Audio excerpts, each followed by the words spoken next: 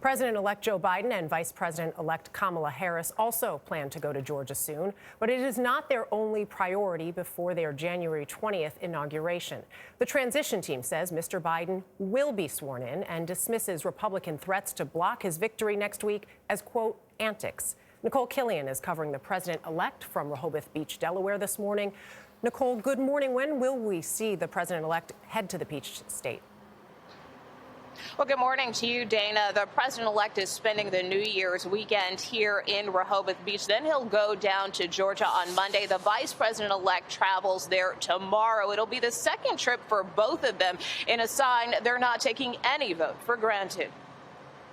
I'm more optimistic about America's chances than I've ever been. In their last interview before the new year, President-elect Joe Biden and his wife Jill, hopeful and mindful of the task ahead. We've now found vaccines that are available and they're going to work. If people, we can just have to get a better way to getting more out there quicker.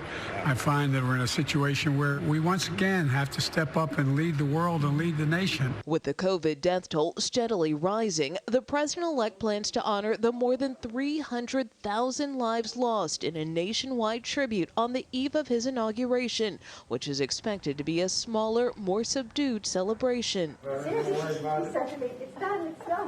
He has pledged to ramp up vaccine distribution, testing, and reopen schools within the first 100 days of his administration.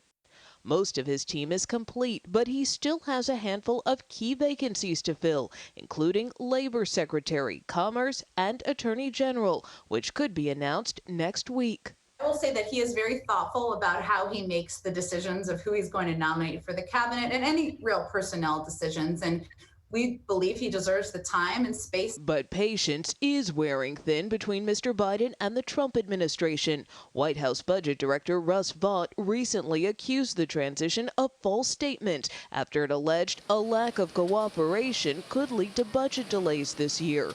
A transition spokesperson said in a statement, it is indefensible to hamstring the United States government's ability to prepare a budget and efficiently deliver help to those who need it most.